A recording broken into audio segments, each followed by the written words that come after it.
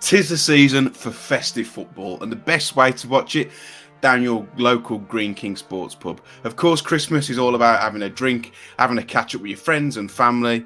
So make sure you get down to a Green King Sport pub where you can have refreshing pints, delicious food, and of course, every football game that's showed live on telly. Every fixture from TNT, Sky and Amazon is live at every Green King Sport venue. That means wall-to-wall action on their huge HD screens. Head to your local Green King pub and watch every winning goal, top bins volley or dodgy VAR decision in an atmosphere worth sharing.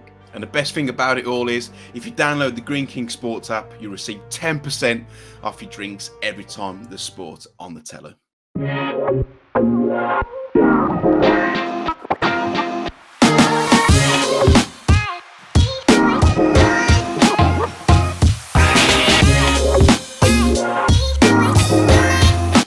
Hello and welcome back to the Talking Wolves podcast. I am your host, Matt Cooper, and today I am joined alongside, firstly, Dave Azzopardi. Dave, how's things, mate? How's your Christmas been?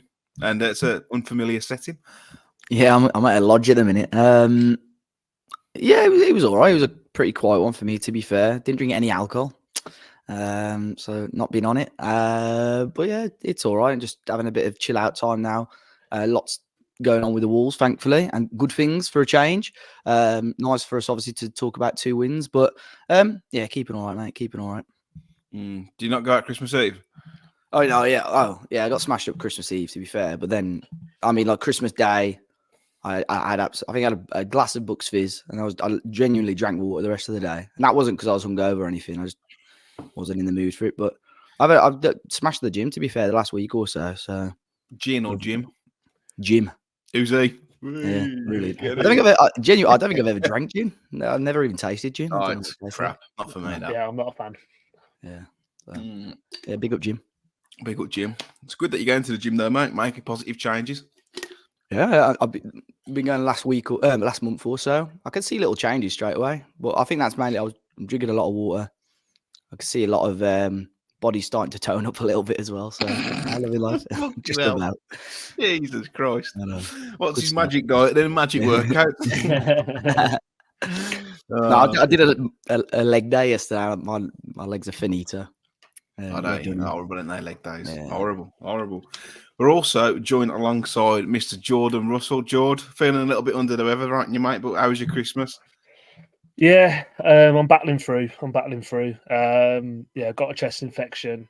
Been reassigned an inhaler as well, which is Matt has been playing up as well. So not been too well the last week or so, but good Christmas, nice festivities to spend it with your loved ones and stuff. And Wolves back-to-back wins as well is always much more sweeter as well. So it's it's been really good, mate. Thanks. You know what this period is begrudgingly reminding me of? Remember when Bruno Lage went unbeaten in Jan? And then everything fell apart after that. That's what I can keep thinking about. Like we're going to win the next 2 and then not win for like 15. I think the expectations are slightly different to that, because I remember even under Bruno, We were top 4 for a little while, weren't we? We're knocking on the door all throughout up until then. Whereas this season, the expectations really just been stay out of trouble. But then all of a sudden, if we win, I think I've already seen Europe shouts on the timeline. I reckon if we beat Everton, if we beat Everton and other results go our way, we could be like 4 or 5 points off top 6, can't we? Or something down. Yeah, but this is what like amazes me. Like we only spoke on the last podcast about theoretically, would you take Lopetegui if you had nails to go? Like, and now we're talking about Europe. Like, I know we try and keep as level-headed as possible, but if you check Twitter, it is like that, isn't it? A couple of games ago, it was get rid of him. Now it's bloody hell, we could get Europe here. Football fans are funny, aren't they? Yeah. Up the Wolves. You wouldn't want it any other way. Yeah. We'll start with the Chelsea game on Christmas Eve. Obviously, caused quite a lot of controversy in terms of the game that was selected for the time as well. I did feel sorry for Chelsea fans and also Wolves fans, but mostly Chelsea fans, because it's a long way to go. The trains are useless at the minute. And obviously they went home empty-handed. But I thought, Dave, it was a bit of a slow start from Wolves, and I think Chelsea may feel a little bit hard done by that they didn't come away with 3 points, but it wasn't the best of starts.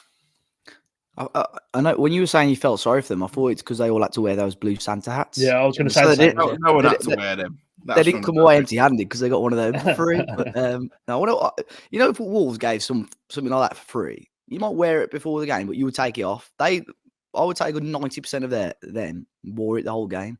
I put it on Twitter. I walked in, I was like, it's like I was in the new Smurfs movie. They all that's what they look like. But yeah, I mean, it was a slow start. I think against teams like Chelsea, I think their squad or quality of player doesn't warrant where they are in the table. I think the Premier League is very, very strong at the moment. You see the likes of Villa and obviously Newcastle aren't great at the moment, but have strengthened their squad. So there's a lot strong. The squads are much stronger in the league, but Chelsea individually have got very good players. So it's always going to be a tricky test against them. But I always favoured us at Molineux because Chelsea are going to have a lot of the ball. It's just up to us to sort of play the way we want to play, the counter-attacking style. And obviously, across the 90 minutes, it worked in the end. But it was individual errors that really on another day would have punished Wolves. We got very, very lucky. I'm sure we'll talk about them. But we did ride our luck at times. And I think it was crucial to go in at the break goalless. So at least we're still in the game. I think if we went one down before half time, it would have been a very difficult afternoon. But to go in the break goalless, shooting towards the South Bank second half, I think we had every chance. Yeah, I thought Chelsea could have been high and dry, Jord, by the first half. If only Nicholas Jackson was a footballer and Raheem Sterling wasn't so selfish, man. Yeah, I think Chelsea, like Dave said, there's a lot of quality in that squad. They moved the ball really well, I thought, but it was just the final Yeah, they third. did. You can tell though that there are a lot of, and it's going to take time with Chelsea in terms of it's just got to click on it. It's very individual, and exactly what you've mentioned there as well. Sterling, if that was like a cohesive team, he just squares it to whoever's up with him and just puts in the back of that. But they're trying to because there's so many changes in that team. It's almost like they're trying to like they're being selfish to try and make a statement to keep themselves in the team. If that makes sense. So I think there's a lot of selfishness within that Chelsea side. And yeah, like we were pretty slow in the first half, and Chelsea could have been a couple up, but we sort of hung in there a little bit. I thought we defended relatively well. We just couldn't really get a grip of midfield, and I thought that Conor Gallagher was instrumental to that in the first half, especially. He seemed to be everywhere. And again, like I know people sort of turn their nose up at Conor Gallagher, but I think he's always been a good player. He's a good player. I thought good for Charlton on loan, good for the Albion as well in a very poor side, and he's growing into it a little bit now. So yeah, look, they had the most of the first half, but you just know, like with Chelsea, like they're going to give you chances, and they make so many individual basic errors that if you can keep yourself in the game, you're gonna get a chance or two, and that's exactly what we did. And I thought again, it was something that has been picked up on social media when Aït-Nouri went down with his injury in the first half, and it got O'Neill over to the touchline with his clipboard, and you can tell then we sort of started building and progressing into the game a little bit after that point. So. Yeah, we made some tactical change in that first half, and I think we've reaped the benefits of it for the second. Yeah, when Aït-Nouri went down, didn't he, with a so-called injury? I think that's when O'Neill took the opportunity to make a couple of tactical tweaks. Let's talk about that Sterling chance, though. You pair, we had a bit of a discussion in the group chat around this. I don't think that. I think did you two say that Sarr shouldn't have given him the ball? And correct. I said. Yeah, I don't think that it's that bad of a ball to give him. It's Joe Gomez's first. Okay, he's not square on, but his first touch kills him. I don't think Sarr can give him the ball there personally. Yeah, but Sarr's giving him the ball, and there's 3 Chelsea players around him and no Wolves players whatsoever. And I think you could see. I think Gary O'Neill's giving him a bollocking about that because you saw against Brentford yesterday. If there was any sort of change, he just smashed it up the pitch. I felt his distribution against Brentford, which we'll talk about, was a lot better. But there were 1 or 2 instances at Chelsea where he's got to do slightly better. The chance which Totti cleared off the line in the second half. Where is Jose Sarr? What is he doing? And it was similar to Dan Bentley a couple of weeks ago at West Ham. There was the time where he called for the ball and left it, and all the Wolves players left it. So. I don't know that second that one's poor, and I think João Gomez, they're both talking to each other about it, and thankfully we got away with that one. But I can see it from both sides. Jose saw his pass is, yes, it's to João Gomez. The first touch is poor, but I just think you have made it very, very difficult for him there. But that is the one thing that Gomez needs to improve on. That's the only time I'm going to take a little dig at him, is that I always think he dwells too much on the ball. Yeah, And that's the only thing he needs to improve. But other than that, I think he was unbelievable the last 2 games, Sauls, anyway. I thought he had quite a poor first half against Chelsea, but was excellent in the second half. Yeah. And against Brentford, I'd probably say he was the best player on the pitch. What was your thoughts on it, Jord? Because I know you said he shouldn't have been given the ball. Yeah. I just think, just from experience of being in those scenarios, playing football, like, you don't mind having the ball with you don't mind receiving the ball square on if you've got a ball that you can just literally lay off to a centre half, or be able to like whip it to a full back to get out. But because Gomez was the only guy there, his back's to the face of play. So I was giving him that ball. What's Gomez? I just don't think Gomez can do anything once he's got that ball. I know, again, yeah, it was a bit of a heavy touch, but he just had no, other than go back to Sarr, he had no other option to do with it. So, yeah, look, I think, we got away with it, and Sarr more than made up for it. It was a really, really good save. You can say Sterling should have squared it. He should have squared it, but Sarr still atoned for his error. And again, I thought that was a bit of a wake-up call and a bit of a changing point of that game as well, because we seemed to play better after that incident as well. Sarr and Gomez are both bollocked each other a little bit, but then sometimes you need that. Just right, okay, fucking let's go now. And it did seem to give us a kick up the arse, to be fair. Yeah, I think it can either go one way or the other, can't it? That when players start arguing, it's normally the beginning or the end, or it's a bit of a wake-up call and they get the Reds together. But I thought that after that, and they'd made the slight change, it was all Wolves for like the last 5 or 6 minutes before the end of the first half. But my word, Mario Lemina. I know, Dave, you said he's your player of the season on the match reaction yesterday. For me, by an absolute bus ride. I thought against Chelsea, he was the best player on the pitch, and he took his goal extremely well too. But also another assist for Pablo Sarabia. It's two in 2 games now, Dave. But talk to me about Mario Lemina and what a signing that's been from Wolves for the price. Yeah, so good. And Ruben who? Yeah, no, that's why. Obviously, if you saw the reaction, I mentioned that because we all love Ruben Neves, and I think he's an unbelievable player. And I think technically, he probably still he's better than Lemina. But I think the physicality that Lemina brings to that midfield now, alongside João Gomez, is something that we've not had enough of since we came back into the Premier League. And obviously, we've had more successful seasons than where we are at the moment. But I think that's what we always lacked. Even under Nuno, the amount of times we would be bossed off the pitch by teams like Huddersfield or Crystal Palace or even Watford because they had a more physical midfield than us. And now we're getting that blend of quality at the top end of the pitch and obviously in the midfield as well. And he's adding goals to his game. I know Ruben was our top goal scorer last season, but a lot of those were from penalties. But now you've obviously got Lemina either running in late or is much more of a threat aerially as well.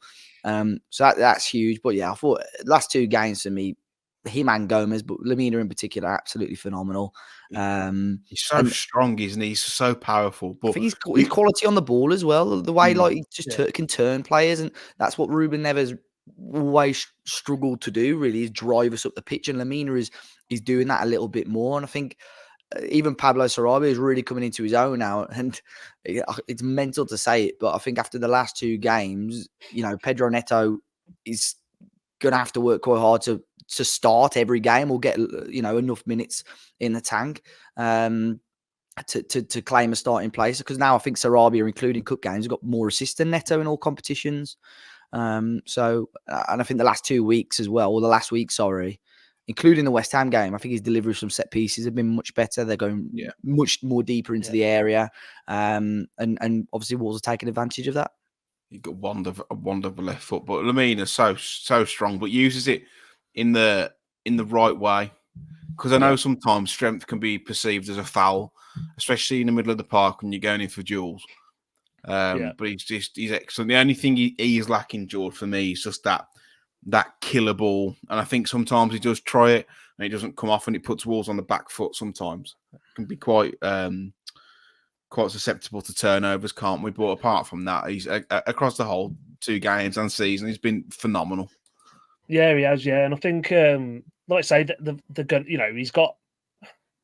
He's not perfect because he wouldn't be at Wolves if he was this perfect player. He'd be at a team much higher than us. And I mean, we've got him for an absolute steal, an absolute bargain. And I feel like he's probably, other teams weren't looking at him in the Premier League just because he had a bit of a bad boy reputation. And I say that very loosely when he was at Southampton and your Fulhams and stuff. But it seems to be that he's matured and grown up. And I feel like you can sense that even in sort of the stuff he does in terms of on videos behind the scenes, that the video he had with Fraser, it just seems to have seems to have grown up a little bit. And one thing I will say is if we'd have had Lamina under Nuno instead of Dendoncker in some of those games, we really could have been. Who knows? We could have won the fucking lot, yeah. Unbelievable player, and I feel like now he's even adding goals to his game as well. It's mad, isn't it? It's hard to sort of find any faults with him, really, other than like you're saying, Matt. I feel like vertically, both him and Gomez lack that, but I did actually notice yesterday Gomez was doing a lot more of that. Yeah. So that's the only that's the only sight on his game, unfortunately. Well, we'll touch upon the Dock goal and the Chelsea goal quickly before we move on to Brentford. But Dave, I think that the Dock finish, I mean, it was reminiscent of Dock of 5 or 6 years ago. Right place, right time, jogs around the pitch, but somehow manages just to spawn in when it matters. But it's a harder finish than I think people give it credit for. Always give the keeper the eyes, and he's used the centre half as a guide to bend it round. But I don't think it's an easy finish. No, I think you're right. I think you could have so easily just blast that, when you're best finisher at the club, by the way. Yeah, from close range. And I mentioned this on the review as well. When he was coming on, I think we 1-0 at the time. 1-0 it was. Yeah, and he was coming on, and everyone around me was like, "Oh my god!" Obviously, Semedo stayed on, so Doc was in a more advanced position. I said, "You know what, though? I think this is the perfect game for Doc because when." If we do get that opportunity, especially if Chelsea are pushing, the ball is going to fall to Matt Doherty and he's going to score. And that's exactly exactly what happened. It's funny what the goal went in, everyone celebrated, and like about 6 people next to me all of a sudden just turned and looked at me like, who is this mystic? What didn't happen at the Year Awards. Yeah, I've got a lot of witnesses. But yeah, Bueno did well as well to with that. But I know obviously the cross was deflected back out. But like you said, Matt, right place, right time, and that is the Matt Doherty of old. Sometimes, especially under Nuno, he'd score a goal and like, why on earth is Matt Doherty stood there? How on earth has he scored that goal? But obviously, good finish, and I know Chelsea scored what turned out to be a consolation, but helped kill the game off. Poor goal to concede. But you're saying that though, the bloke who sit next to me, Dave, he said to me, he went, "What has he brought him on for?" And I said, like in jest, I went, O'Neill's probably said, "Go and play where you want. You're good enough. Go and get me a goal." And like as soon as he scored that, as soon as he just turned to me and went. Obviously, I didn't mean that because he's crap. But yeah, great finish, great finish, and I felt like. Boys, it was a bit of a relief after, and don't get me wrong, results haven't been bad, but performances have been poor. But it felt like such a relief and a massive confidence builder. And Molineux was back to its former best, and I feel like that belief was carried into the Brentford game. I mean, I've got in the show notes here the first bullet point is Cox out because it was just it was unbelievable. But again, I don't think that. 4-1 probably flattered Wolves. I mean, it helps that Nathan Collins chucked 2 in, but I think on another day we could have drawn that game. But Jord, I feel like we've got the rub of the green in the last couple of games, which is nice considering I feel like for most of the season we haven't.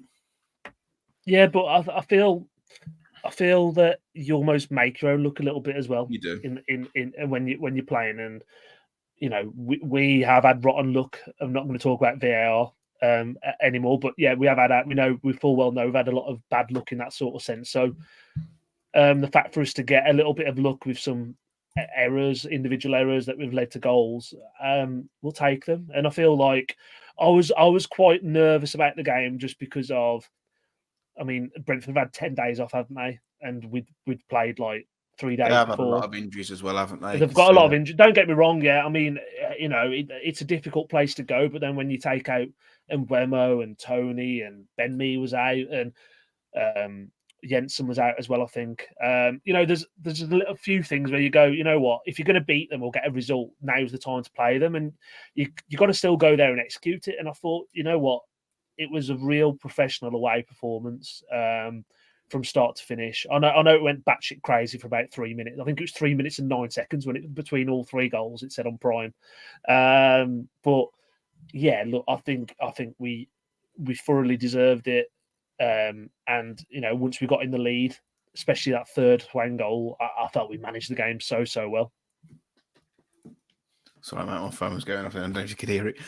Yeah, I thought we managed the game. Saying that though, like after the second winning, and I was like, "What are you doing? Like, what are you doing? Like, you could just see it crumbling in front of you, couldn't you? Like, the goal was definitely coming. Like 3 goals in the space of 3 minutes there. But Dave, sum up that performance. I know you enjoyed it very much. So you were at the lodge, weren't you? Yeah.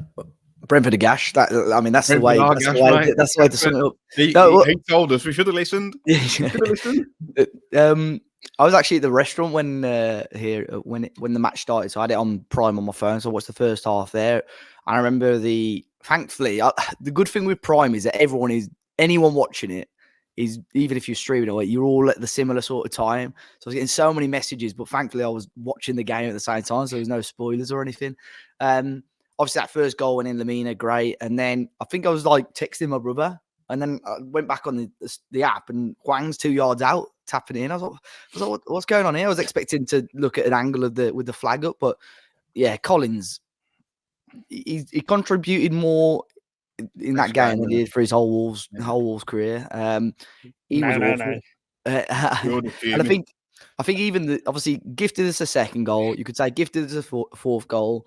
The third goal even was his failed long ball that Wolves won the ball back from. I don't think that's his fault for the third one. Yeah, well, that kills the narrative, Matt. So, but no, I think we took all 4 goals. Well, the second one, but all 4 goals extremely well. And I said on the review, I think even in the second half, you knew it was never going to be as entertaining as the first half. But it was a very professional job, and we could have scored 1 or 2 more. I think Cunha was unlucky. I thought he led the line quite well considering. Oh, excellent! I thought. But Collins and then friend of the pod Ethan Pinnock were absolutely awful for me. Dog and duck at the back for them, weren't it? And if you look at Twitter for some people as well, it was dog and duck at the back for us. But we'll come on to that. First goal though, Jord. That Sarabia left foot. Oh mate! As soon as it left his foot, I was like that. Yeah, you just knew, didn't you? It's just some crosses, you just know someone's just going to fucking just lever it home. Steamroll and back of the head it, smash it in, and goal. Unbelievable cross. And I'm glad that Sarabia credits has now come into fruition now, because I was going to say you need some credit somewhere, mate, because everyone else. Yeah, I might have lost with Nathan Collins, but I would have been with Pablo Sarabia, I think. And yeah, look, I mean, unbelievable cross. And again, Lamina's there again. Just, again, adding goals to his game now. And, yeah, what can you say? Like I say, as soon as the ball's in the box, it's like just screaming for someone just to put in the back of the net. And the trajectory, the pace, everything about it was just spot on. Oh, it was lovely. It was absolutely gorgeous. Saying that, though, the second goal, Dave, it's a tap-in, but it's very intelligent from Hwang to gamble on that. And get there. I think it helps that the goalkeeper hesitates a little bit too, because if not, I think the goalkeeper just wipes him out. But I mean, it has been gifted, but it's still an intelligent run down, especially to keep switched on after just scoring too. Yeah, no, I agree. I felt, the way he almost, if you watch the replay, but just watch Hwang before Collins even passes the ball, Hwang's onto it. He knows it. Obviously, the finish turns out to be, like I said, one of the easiest goals they'll ever score, but the actual build up to that goal is good from Hwang. And I think I'm probably guilty of it as well. I felt like, the games that he hasn't scored in over the last few weeks, I felt at times he's almost been anonymous. But I think instances like that yesterday shows that his overall game, there is more to it than just putting the ball in the back of the net. But I've just seen the Premier League have posted his stats for this season. He scored 10 goals in the league from 11 shots on target. So it just shows if he hits that ball, it more than likely he's going into the back of the net. Yeah, it's superb, man. 40 off target, probably, anyway. I think he's like, well, I think I said yesterday, he's like within the 6 yard box, like Messi. Anything outside the 6 yard box, it is Messi. But for Brentford to go down the upper end and score straight away, I was just like, we know what's coming here, don't you? And I think even after they scored again, they had a really good chance at the back post. But I thought that defenders were ball watching. Other people have said it's just a well worked goal. Interesting to hear your thoughts on that, lads. I just think flat footed for me. Yeah, a little bit, and I think we probably did switch off a little bit. I think to say it's bad defending's really harsh, and I think then again we're going to get on Santi Bueno in a bit, but there's like a narrative because the ball went over Santi Bueno. It's his fault, and it's like, what's he meant to do? It's not his fault, really. That's happened, and it's just sloppy, and it's just a sloppy goal. But again, I don't really think there's any fault of anyone as such. It's just collectively as a team they should have defended it better, and someone could have quite easily just smashed someone when it was pinging around in the 20, 25 yards out. Just break it up, just do something. And we were just a bit naive, I think is probably the right word. And Visser took his goal well, didn't he? So I thought Visser caused Totti a lot of problems in that first half. He did. Sure. And that back stick as well was exposed. You could do with Totti coming across a bit more. People were telling me, "Oh no, that's Ait-Nouri's job," but out of possession, where Ait-Nouri plays on the left wing, so I don't really see why it'd be Ait-Nouri's job. But yeah, as soon as obviously it went 2-1, it was 3, and I don't think you can blame Nathan Collins for that, because the ball's ended up over the halfway line. But 35-40 yard assist for Totti, mate. It's a shame it's with his head, but it's such a wonderfully taken goal, Dave. Just calmness personified. Look, if you could show me a player who's full of confidence, it would be that finish. Yeah, and I think we discussed it a little bit in the group chat when I think Semedo went on a good run, maybe 5-10 minutes before, and laid it off to Hwang, and then he tried to get it on his right foot. And then he didn't. The ball was shit. I said he should have hit it with his left. Yeah, I think the ball could have been better. I think he should have hit it first time, but if you're running onto a ball, you do want it in front of you at a bit more pace. I think it was just a bit slow. Yeah, I don't think it was the best of balls. But then obviously Hwang made up for that anyway, and I feel the line from Brentford was poor, because I think was it Pinnock who sort of kept him on side, but like you say, Hwang still got a hell of a lot to do. And the composure that he showed there, and I think we've seen it a couple of times. I think the goal against Newcastle at home was a similar sort of finish where he fainted, and then he put the ball into the back of the net. And again yesterday, a really, really nice finish. And I don't think the injury is too serious to him. Obviously, he came off just before half time. So hopefully he's still fit for the Everton game. But like I said earlier, the fact that Cunha, in my opinion, I know maybe his goal contributions have slowed down a little bit over the last week or so, or last couple of weeks. Sarabia now getting back towards the top of his game, and Hwang still scoring. I don't think it's as straightforward as it is for Neto just to walk straight back in this team.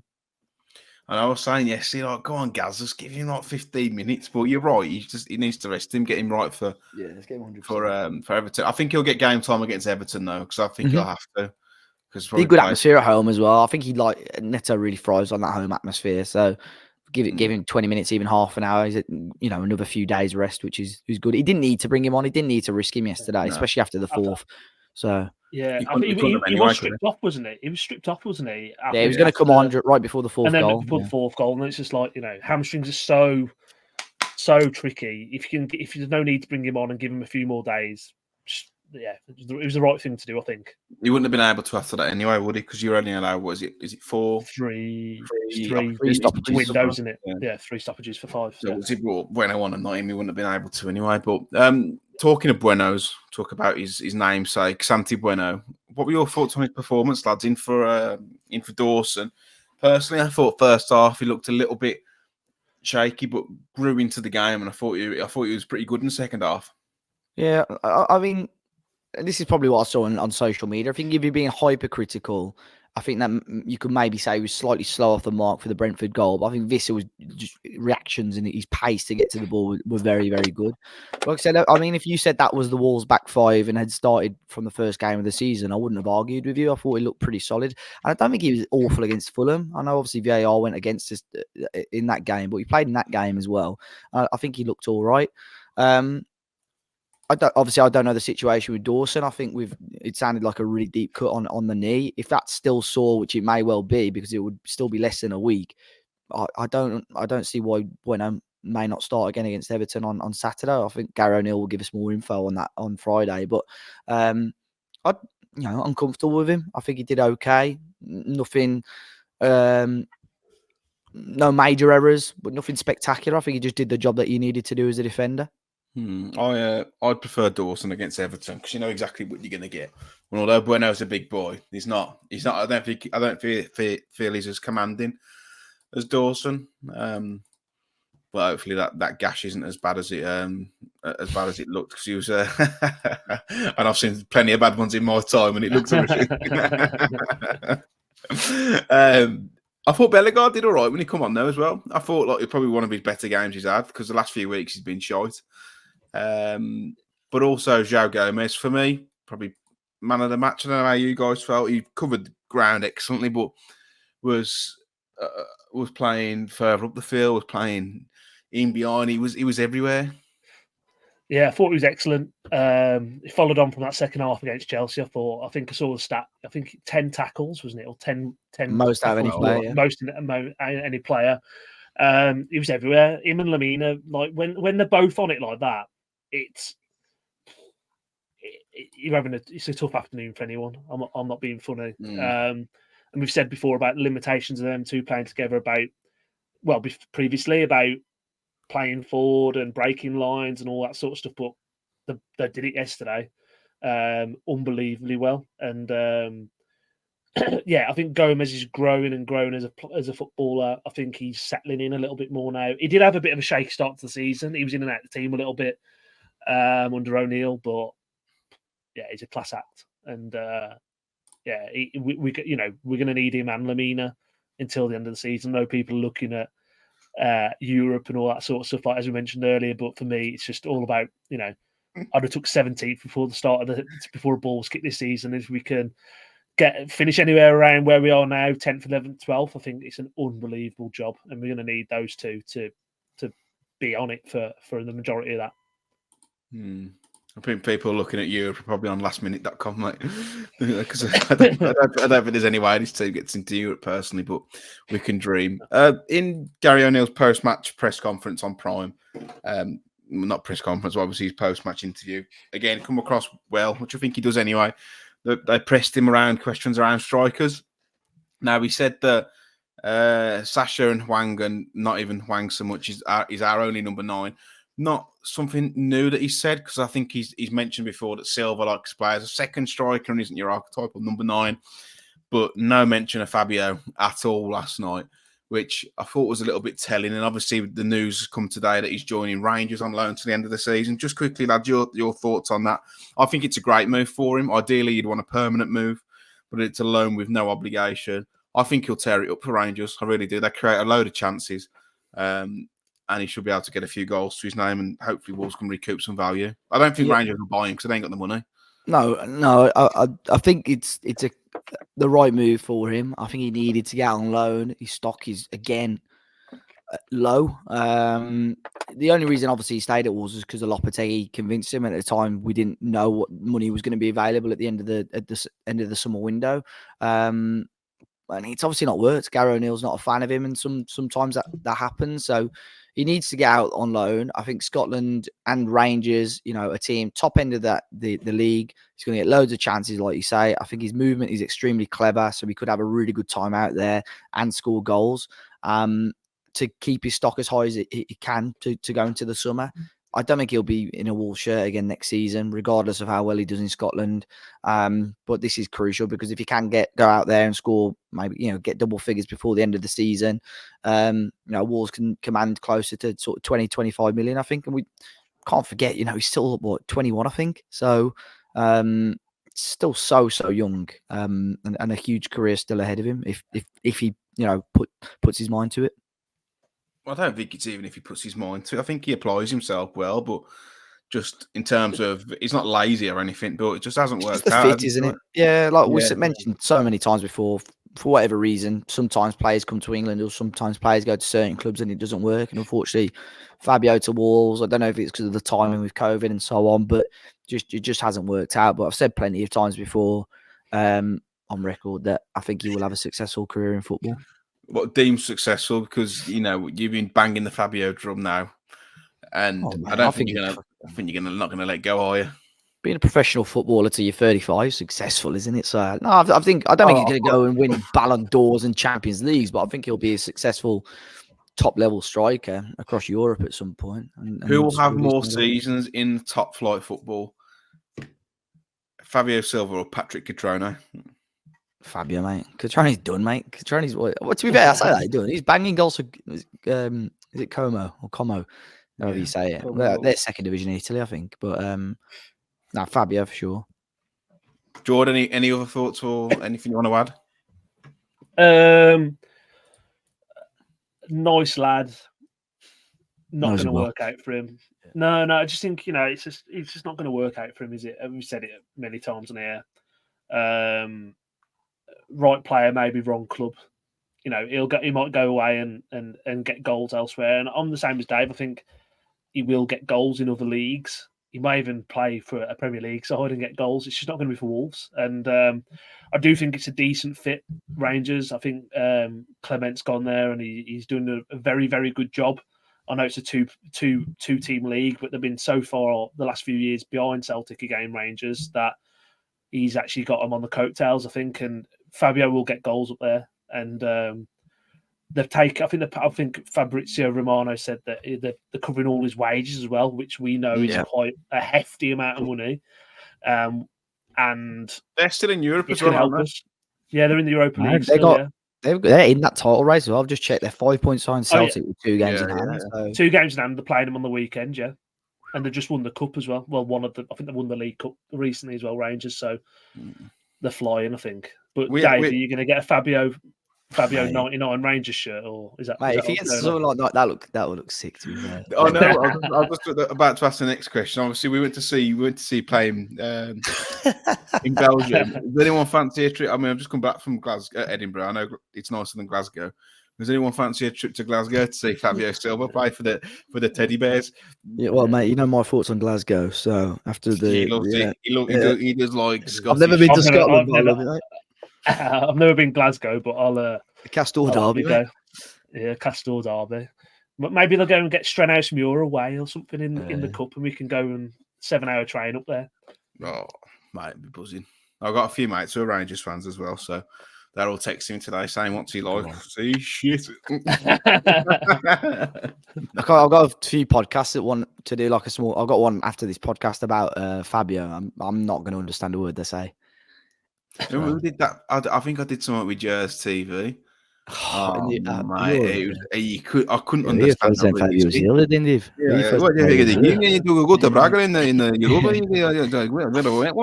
I bet we've got Scottish listeners. Yeah. When did we sound Welsh? No, but it's Glaswegian accent's very strong, and like this Jers TV, nice enough blokes, but it's like a phone in they do Jord, but like the phone and he's like one of these. So obviously the line's pretty shit anyway, but then I can't hear what they're saying. The Wolf Whistle podcast. Games coming thick and fast, lads. What, 3 games in 6 days? I mean, who cares when you're winning? But tough test against Everton on Saturday. Everton haven't won in the last 2, but seem to have really taken a bit of an upturn in performance under Dyche. And since that points deduction, Dave, it's certainly not going to be an easier game, but I do fancy us.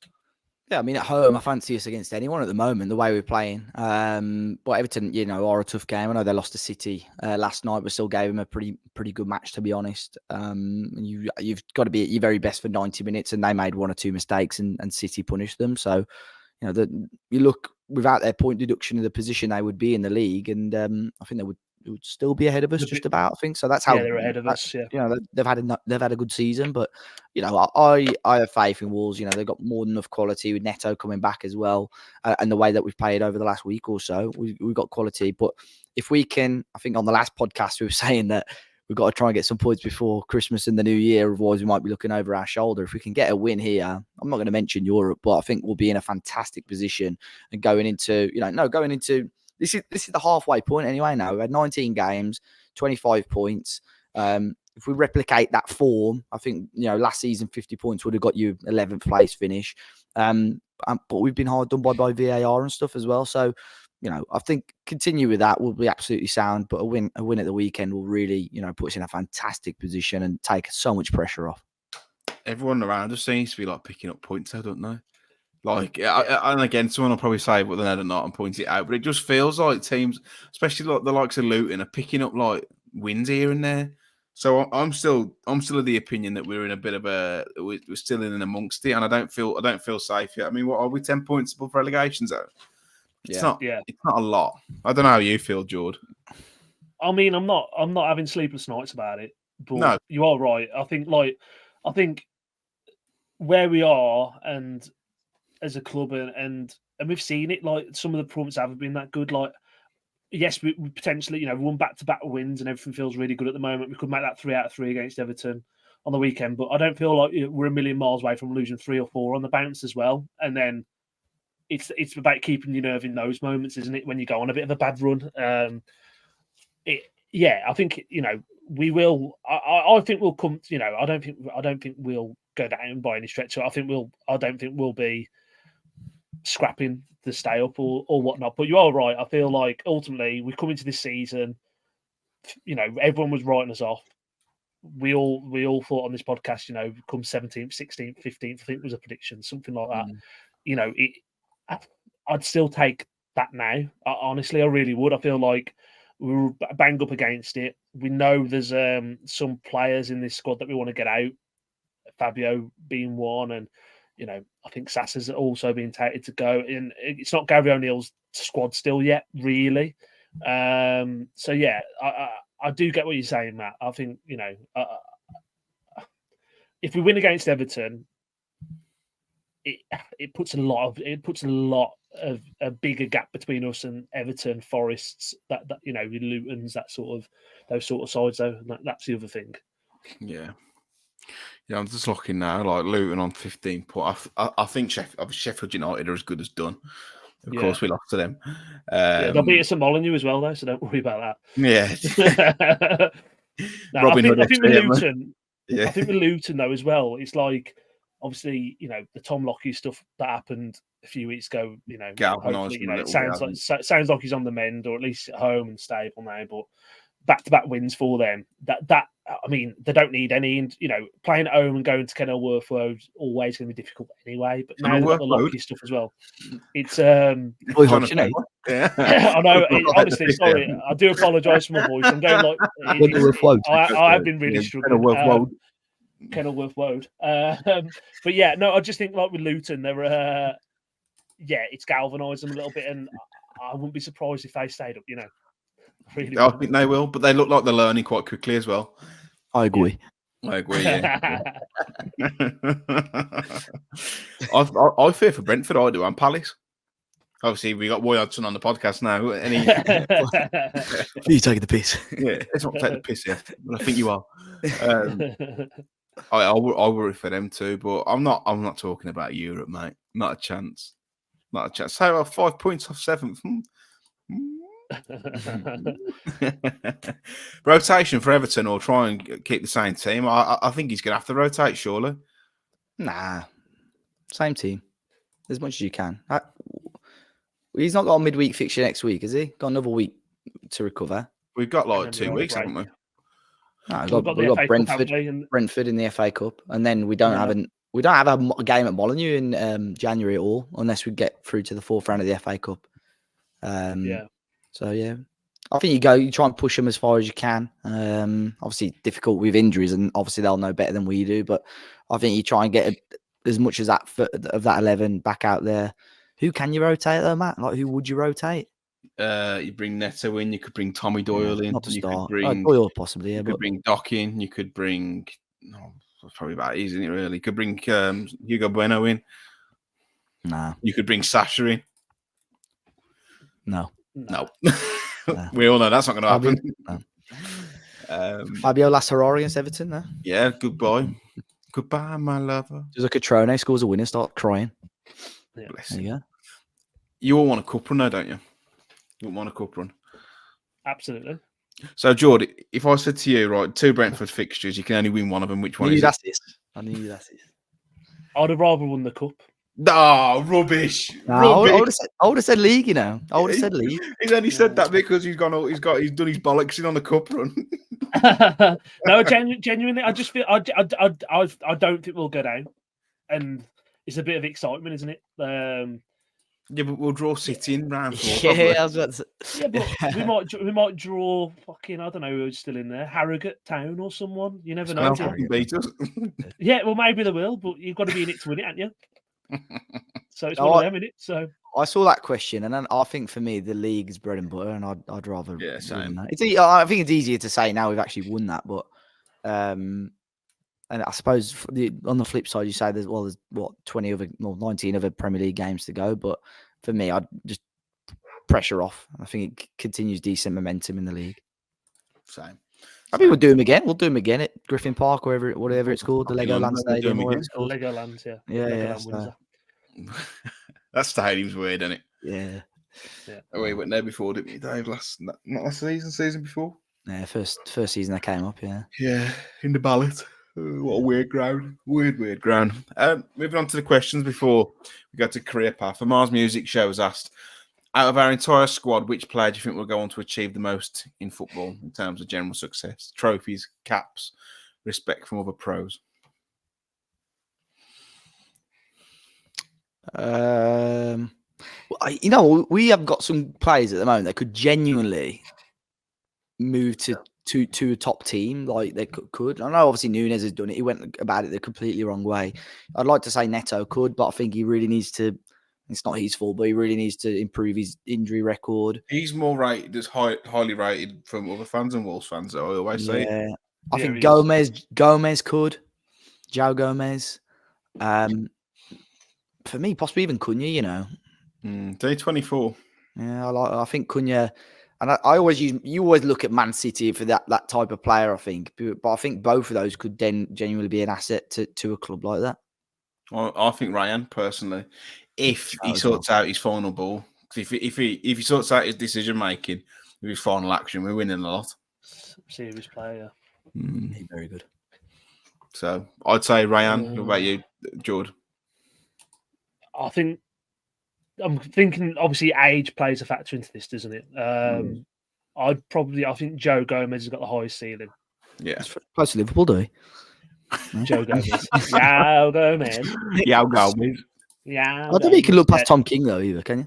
Yeah, I mean, every time we've seen him play, he's not conceded a goal all season. No. He went to the World Cup, didn't he? Yeah, I think he actually did. He did, yeah. He was the third keeper, yeah. Well, do you have tickets or? He sat next to Tony Roberts. Yeah. Oh, what a freaking goalkeeper coach, by the way. Daniel Plant has asked, what would you do in January with the youth players in and around the first team? Fraser, Hodge, I can never pronounce his name. I actually know how you. Chiraya? I've heard it before, pronounced completely different, so I don't know. To wonder. I think Hodge definitely go out on loan.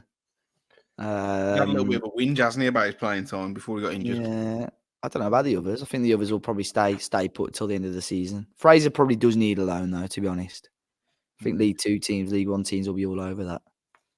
Andy Hipkins has asked top 3 players of the season at the halfway point. Mine in no particular order is Lamina, Neto, Hwang, with Semedo not far behind. What's your top 3, Dave? Starting with number 3. 3 Hwang, 2 Neto, 1 Lamina. Jord? I would go Hwang 3, Aitnery second, Whoa. Lamina first. Ooh. I think Neto's been, obviously, it's hard because Neto's been injured. Yeah. I'm taking that in. I mean, he fucking got 7 assists in about 4 games or whatever it was. Ryan was injured though. Yeah, but I just Only think, for like 3 games. I just think he's played more, hasn't he?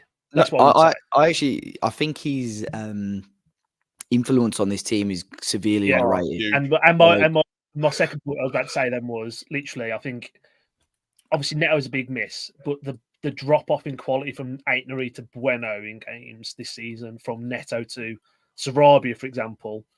Yes, is when Bueno was playing left wing back, it seemed to completely collapse what we were trying to do. I think, part of that could be down to Bueno's lack of match sharpness and fitness. I agree with that as well. I think as soon as he came back for Chelsea last week, flip it, we've actually got an outlet now. A way to drive forward. We really struggled to do that without Aitnery.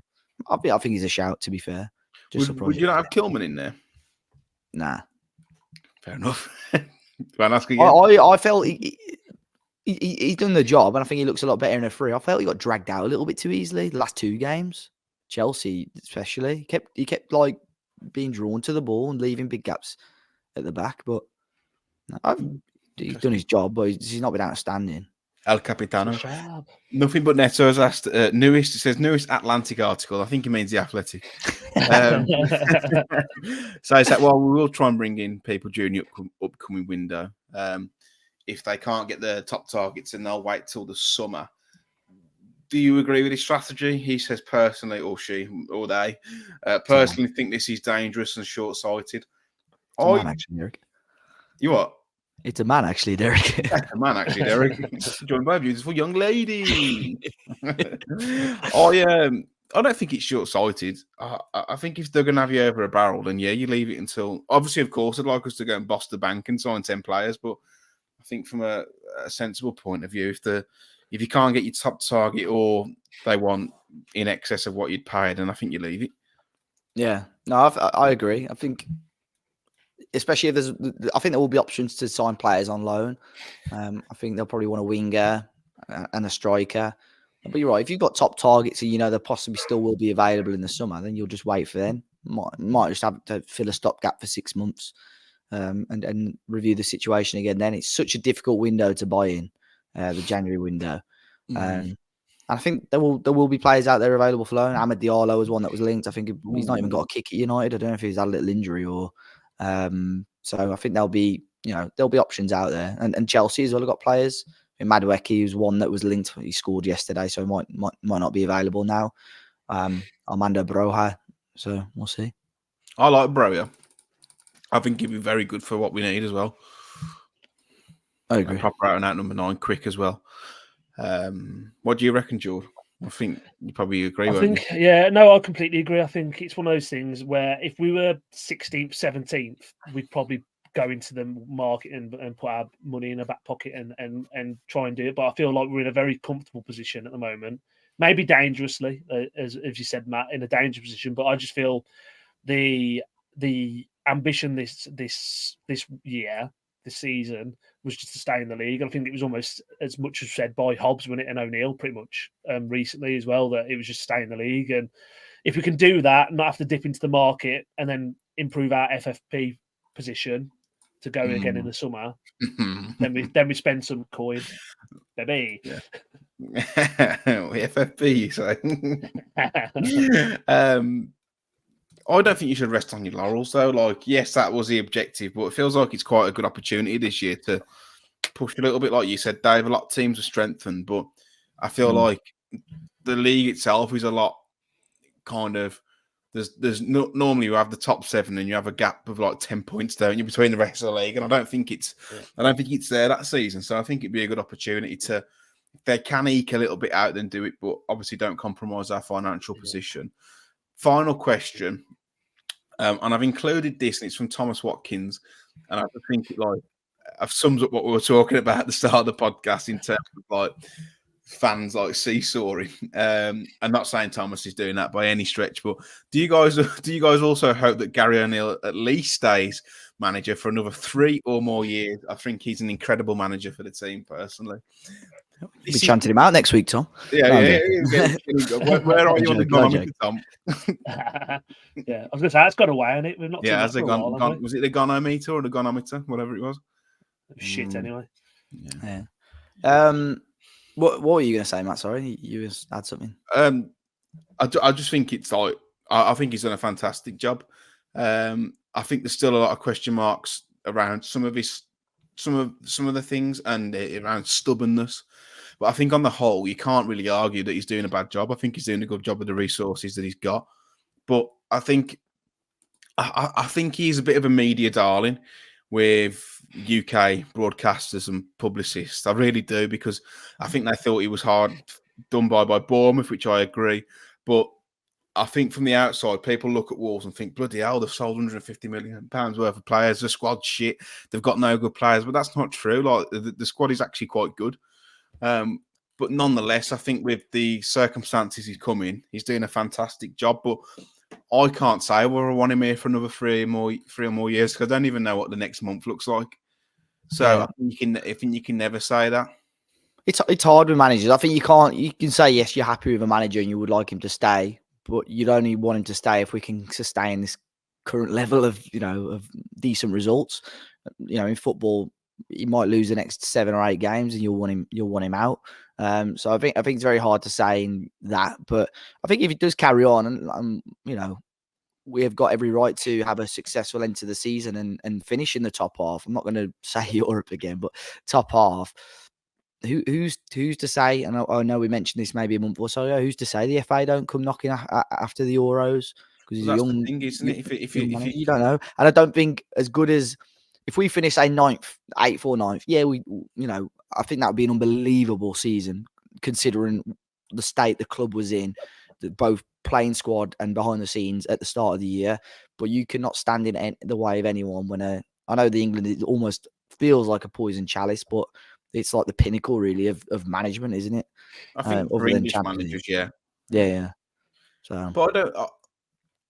That's the thing. If you are, it's great for Wolves if he overexceeds expectations and goes far and beyond. But then he's going to get picked off anyway, because there's someone will have it, like De Zerbi. Like he's probably a dead cert to have the Man City job because of what I know. Not done as well. Real Madrid looking at him as well for next season, although he has dropped off a little bit. Maybe I deserve it. It's taking Totti with him apparently. Yeah. Worry. How do you feel about it, Jord? Do you want him here for the next 3 or more years? You're only calling for his head last week. I mean, I've been behind him. I've been behind him since he got here. To be honest with you, I think football's too fluid, isn't it? With to have that sort of opinion that you say, I want him 100% to stay for for next 3 years, and be like that. It's like, I think you look at Bournemouth.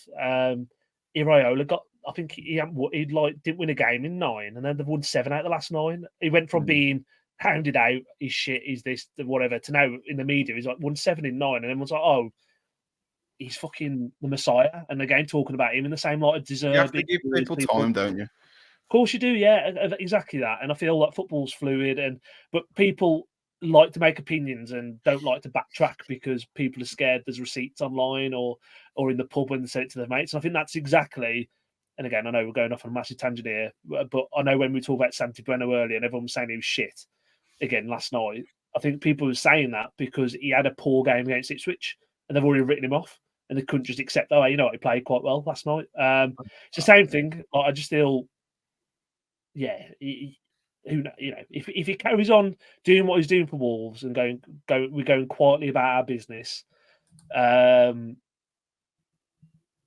the ambition of where we think Fosun are going to be quite comfortable with just staying in the Premier League, in and around here, safe, sustainable, sell to buy, that sort of stuff. Gary O'Neill will tick every box for that, so he might be here for that period of time. I think the pressure's been off him a little bit though, because he's coming into a squad that isn't his. But my only worry is that they give him a bit of money to spend in Jan, then give him a bit more in the summer, and if things don't improve or they go on the downturn a little bit, then he'll be gone. because that's what happened with Large, wasn't it? Really, they gave him that war chest in the summer. We brought in Nunes, he brought in a few other players, and it was absolutely awful. But they shouldn't have done that with Large, though, should they? He'd sort of. Again, I thought He had one good the month in the job. Yeah, he lost the plot. Like as soon as we lost to Arsenal at the Emirates, we were shite for the rest of it, and then we literally tailed off. And then Looking we up gave to him down that season, another 5 or 6 games would have been. I think- would have Yeah, been no, gone. we got. That's Large as a manager, that is, because the same happened at Botafogo as well. I think with Large, he's still a very, very young manager or head coach, and he could have a successful career. But it's happened at Benfica, it happened at Wolves, and it happened at Botafogo. When he loses momentum or loses the dressing room, he cannot get it back, and it's happened at his last 3 clubs. So I think Wolves were brave, but did the right thing ultimately. When in hindsight, you could have argued after that such a bad run at the end of that season, you could have let him go, but that was never going to happen. I think you got to only look at Gary O'Neill's transfer window, and there's only one. Well, one really you can look at when he was at Bournemouth, and he brought in some good players, didn't he? In that January to help them keep them up. I can't ever say his name, Zabani or whatever he's called. Zabani, centre half. Yeah, very good centre half. Who's that winger I feel like brought? he knows. Did he buy that winger as well? I brought that. Was it Traore? Atara is the one. I thought he was quite good as well. Yeah, I feel like if he at the end of the day, if we finish middle of the pile this year, he deserves to get backed in the summer. Yeah, agreed. 100%. You ready for career path, lads? Yeah, man. Are you ready? So remember, if it's a whitewash TikTok dance for the whitewashy, we get to pick. In fact, I think fans should pick if it is a whitewash. I think you should put a poll out on YouTube, Dave, and put a grey man. Yeah. We can pick which dance I'd like to see Dave do. So moving on to your first whole thing. Moving on to your first player. Player 1 started his career at Portsmouth in 1990, scoring 7 in 62 before moving to Tottenham Hotspur in 1992. He scored 34 goals in 299 appearances before moving to Birmingham City in 2004. Darren Anderton. Oh, it's 1-0. It's 1-0. It's 1-0. Darren Anderton. Tempted after the Spurs shout, but I thought, come on. Decent. Player 2 started his career at Crystal Palace in 1992, scoring 11 goals in 101 appearances. During his time at Palace, he had 2 loan spells, 95 at Bournemouth, where he scored 2 in 13, and in 97 in Gillingham, where he scored 0 in 4. In 1997, he signed for Swindon Town, scoring 21 in 80 before moving to Wolverhampton Wanderers in 99. Mixu Patalainen. It's not Mixu Patalainen. 1999 to 2006 at Wolverhampton Wanderers, where he scored 15 goals in 87 games before retiring. Swindon to Wolves. Rings a bell. Proper weird shout. I'm going to say someone like Jamie Clapham. It's not Jamie Clapham. Can you read the clubs out again? Sorry, Matt. It's both unlocked. You're not getting the clubs again, but you're going to get his position next. And then I'll do the clubs again because I'm gonna. When did he play for Wolves? 99 to 2006. Did you say? Correct. Yeah, it's a long time. That is. You're both unlocked now. His position was striker.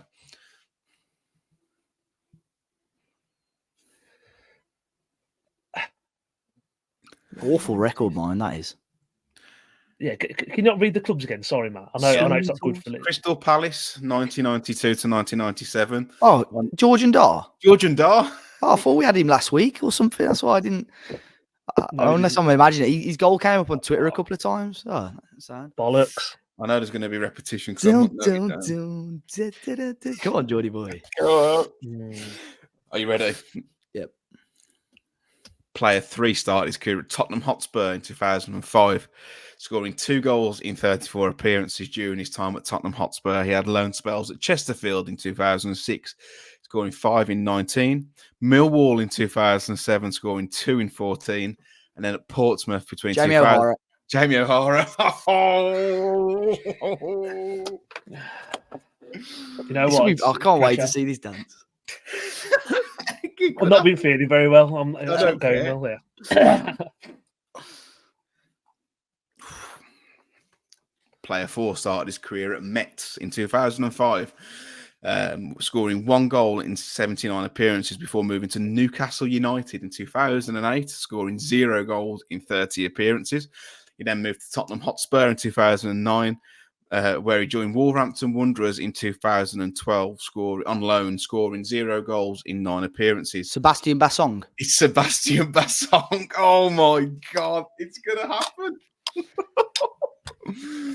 Oh, Jord. The pressure is on. The pressure is on. Do you both want to take a break? Are you all right? I'm happy, man. Let's No, do it. I'm not feeling good about myself, to be fair. Your fifth and final player started his career in 1997 at Udariga. He scored 9 goals in 77 appearances before moving to Oster in 2002, scoring 1 goal in 32 before moving to Asrisika Foreningen, scoring 0 goals in 23 appearances in 2005. He then moved to Ventspils in 2005, scoring 5 goals in 28 appearances. He then made the well-trodden path to Blackpool in 2006, scoring 6 goals in 50 appearances. He then moved to Queen's Park Rangers in 2008, scoring 6 goals in 114 appearances before moving to Reading in 2000. Casper Gorks. Oh my God, he's done it. Get in. I will make you get down. It's a whitewash. It's My laptop's about to die, but get in. It's the first whitewash of the season. And look at him. Get in He there, doesn't know what to do with himself. Honestly, my brain is just not computing. I was literally. Oh my God. We're putting this podcast out, and then in the morning on Twitter, we're going to put out what TikTok trend you've got to dance to. Yeah. Can't believe it. George, you're going to have to do it as well, mate. It's just the rule, mate. No way out. These are the rules, mate. Do you want to play career path? You've got to do it. You've got to do it. You got to own it, mate. You have, mate. Yeah. I swear in the group chat, he piped up to me. They beat me 3-2 the last 2 weeks as well. And he always says Dave will never do it. Oh, I would do it. I've never said Dave wouldn't do it. I'd say you've not batted it back. I'll write that from you, Jord. No, you've got to accept it, haven't you? Like, yeah, good lad. We love that. Brilliant. We love that. To be fair, you could do a video and send it to Jonah so he can at least make it look like a good edit. How about I do a bevo with some food and just swallow loads of food? I prefer a dance person. Yeah, I think I put Bevo and a dance. Yeah. Doing a dance. We need to find some trends. If anyone is listening to the podcast, and probably not after an hour and 6 minutes in, any TikTok trends that you've identified over the last month or so that are popping, let us know in the comments down below, because we'd obviously love Jord to get involved, and I'm sure you would too. But that's all we've got time for this week. A very positive podcast. I've enjoyed it. Agreed. Hopefully more of the same the next time. Dave, any or Jord, any other business? Jord's going to have a long lie down and think about what's just happened. and look at his face. He's not happy. I just want to go to bed. I'll start with you first, and Jord. Jord, where can people find you should they wish to follow you? Jord Russ 7, Twitter, Instagram, not on TikTok, surprisingly. At Talking Walls TikTok. Yeah, we'll get that in the description down below. Dave, where can people find you? Our whitewash champione. Dave has a party on Twitter, Instagram, and TikTok. You can follow Talking Walls across all social media platforms, including TikTok at Talking Walls. So yeah, if you want to get on some suggestions, put them in the comments down below. We will be running a poll on Twitter for the winning dance. We'll only have it on for a day or so. Obviously, not ones because on TikTok you do, and it might just be my For You page, but you do get quite a lot of like suggestive trends and dances. I want to see Jord twerking, mate. Oh yeah. that sounded a bit too convincing to be fair. Oh, yeah. I forgot I was live then. Oh, Yeah. Yeah, something not too promiscuous, but I think I've maybe that could do it, and that's quite an old trend. But I'm trying to think what else is going on at the minute, but we'll see. But yeah, until next time, Look after yourselves. Have a happy new year. Thank you for all your support this year. And we'll be back in the new year after the Everton game. But yeah, enjoy your New Year's, guys, and take care.